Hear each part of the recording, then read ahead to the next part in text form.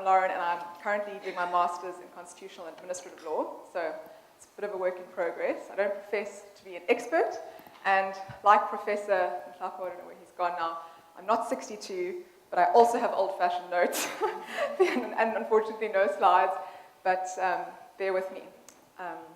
And basically what I'd like to start off by saying is that I don't pretend to have all the answers, but I really like thinking about the answers and the possible solutions, and I'm very proud to be part of this beautiful country, and I think that despite its adversities, there's still a lot of hope. And I hope I don't kill all of that hope today, but in the spirit of keeping it real, I'm going to highlight what I believe are the real problems. So as you know, on the 27th of April this year, it was Freedom Day, and our democracy turned 18. 18 years prior, our great Madiba had the following to say as he signed the 1996 Constitution into law at Sharpeville. And I'd like to quote what he said, because I think his words are very powerful. By our presence here today, we solemnly honor the pledge we made to ourselves and to the world that South Africa shall redeem herself and thereby widen the frontiers of human freedom. As we close a chapter of exclusion and a chapter of heroic struggle, we reaffirm our determination to build a society of which each of us can be proud, as South Africans and as citizens of the world. As your first democratically elected president, I feel honored and humbled by the responsibility of signing into law a text that embodies our nation's highest aspirations. Our transition to democracy has been hailed as a South African miracle, but practice lately shows it with its makeup off. And sadly, it appears the furthest thing from miraculous. In fact, some might say it could do with a facelift. So 18 years down the line, I think it's a really apt time to reflect on whether we can still really be proud of our nation and whether our democratic teenager, so to speak, is ready to enter adulthood. Many South Africans would answer no. Many South Africans are still not free. And like Professor before me, I'm also an idealist by nature, but having started really engaging with these legal and socio-political issues, even I am unfortunately a little bit jaded. So I don't want to kill spirits today, but I want to highlight what I believe are some of the major concerns. And I also hope I don't annoy any majority party supporters.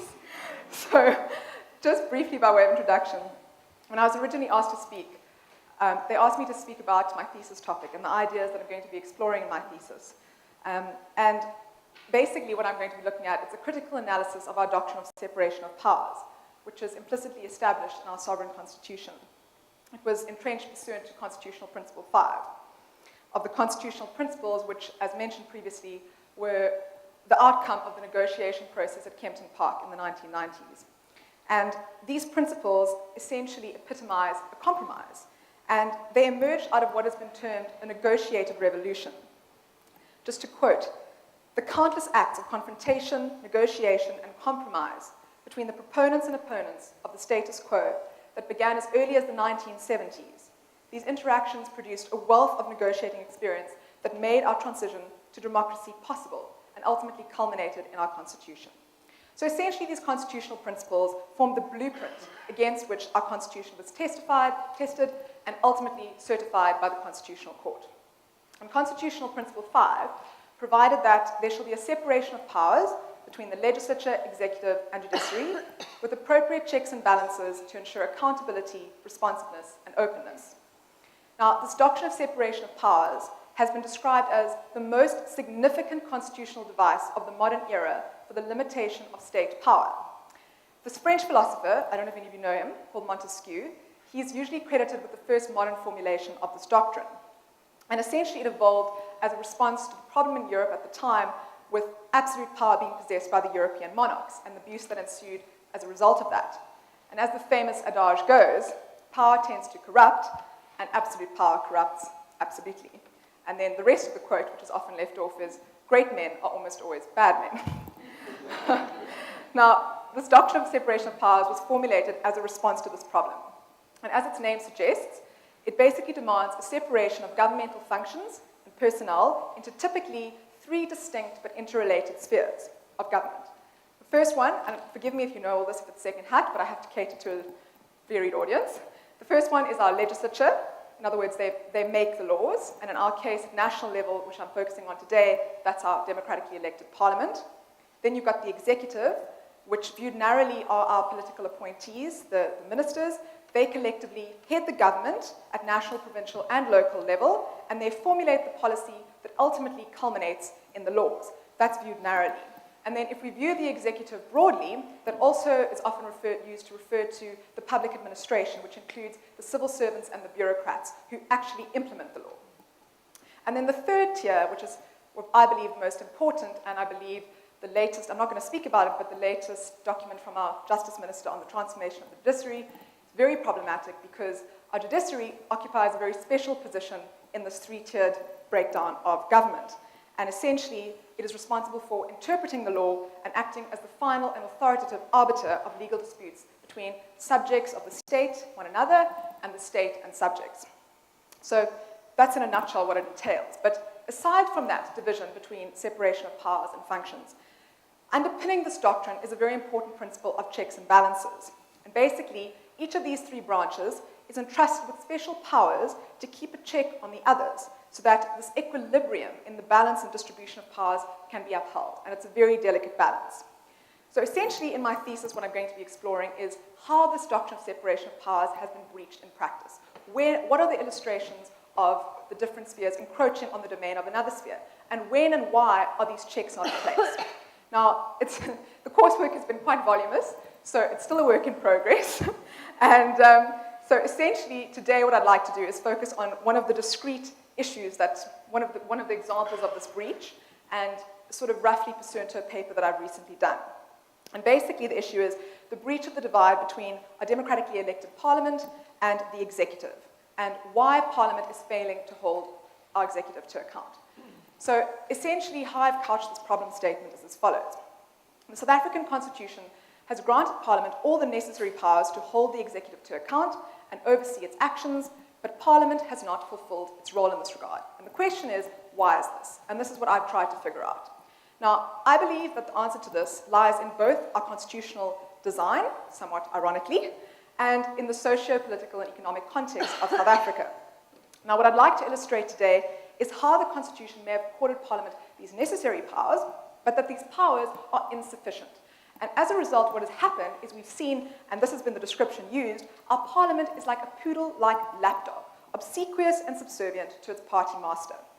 And I'd like to illustrate this outcome with reference to the notorious arms deal and the way in which our Parliamentary Standing Committee on Public Accounts, SCOPA, essentially, it was a bit of a nightmare, but we'll get there. So just to quote, our democratically elected parliament has failed to deliver on its mandate, and this is its constitutional mandate, to represent the people and to ensure government by the people under the Constitution by scrutinizing and overseeing executive action, section 42(3). So what has ultimately resulted, what I believe, is a pseudo-democracy entrenched under a parliament that's the puppet of the executive and disconnected from the very people that it's meant to represent. So let's have a look at why this has come to be so. The first broad theme is, I believe, as it always does, context matters. And I read the 2009 report of the Independent Panel Assessment of Parliament, and they actually highlight the importance of assessing our Parliament against our unique South African backdrop, our contextual backdrop. They say the panel was sensitive to the fact that in assessing Parliament, it was investigating a dynamic institution that is rooted in the unique political and socio-economic context of South Africa. So, as I've mentioned, the South African Constitution, it culminated out of what was essentially a legal revolution. And it was catalyzed by the dynamic liberation movement of the ANC. Various authors in our jurisprudence and generally have noted the importance of party origins and how these origins impact upon a political party's ability to deliver on the promise of accountable government, particularly in a young democracy. So, for example, Carey and Reynolds, they state party origins have downstream impacts on their tendency to deliver programmatic platforms and on their raw legislative strength. And then what these authors do is they then categorize 7 varieties of different parties based on their origins, and one of these classifications is the liberation movement. And I'm sure we can all agree that our ANC is a quintessential example of a governing party born out of a liberation movement that fought colonialism and terrible apartheid oppression. Now, parties which emerge from these kinds of liberation movements, they tend to have the following characteristics. Just to quote, a significant membership base drawn from the cells and cadres of the struggle period, robust hierarchical structures, charismatic leadership. Such parties often paint pictures of a participatory structure implying that the mass membership can influence policy, while in actuality, the decision-making structures are much more top-down. And when it comes to party discipline in the legislature, party MPs are initially loyal vote fodder for the executive. Any internal criticism while in government is often resolved by expelling the critic.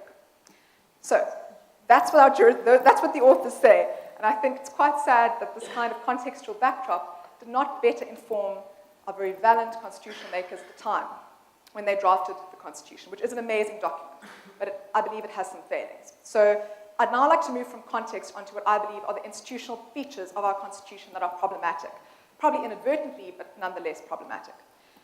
So we've got to read the Constitution as a whole. We cannot read provisions in isolation. And when we consider it as a whole, these problems are highlighted. Now, on the one hand, it does provide for requisite checks on parliamentary power, on executive power. So, for example, just to give you a few examples, Section 55(2) requires the National Assembly to provide for mechanisms to ensure that all organs of state in the national sphere of government are accountable to it, must maintain oversight, etc., etc. Section 92(2) makes members of the Cabinet, which is the apex of the executive branch, accountable collectively and individually to Parliament for the exercise and performance of their functions. And then there's Section 56, which is quite a powerful investigative provision in terms of which Parliament can summon any Joe, it doesn't matter who you are, you could be Max Price, you could be a minister, you could be a princess. They summon you and you appear before Parliament and you've got to adduce evidence or answer questions. So there are these provisions, right? But the question then is this enough? And I'm arguing that it's not. And these are I highlight three main reasons why I think our institutional architecture has failed. The first one is that our constitutional model of separation of powers does not require the legislative and executive branches to be hermetically sealed from one another. In other words, it contemplates an overlap between the legislature and the executive. And this actually was an objection that was raised before the Constitutional Court at the time of the certification judgment. And essentially the objection was that the Constitution actually enables the members of the executive to also be members of the legislatures at all three levels of government. And this, it was argued, results in an increase in the power reserve of the executive and a resultant undercutting of the representative basis of our democratic order. Now, unfortunately, our Constitutional Court dismissed this. They unfortunately did not heed this warning, and they ruled that there is no universal model of separation of powers and no separation that is absolute. And ironically, they actually went on to say, and I quote from the judgment, it will make the executive more directly answerable to the elected legislature. Now, sadly, this has turned out to be mere wishful thinking.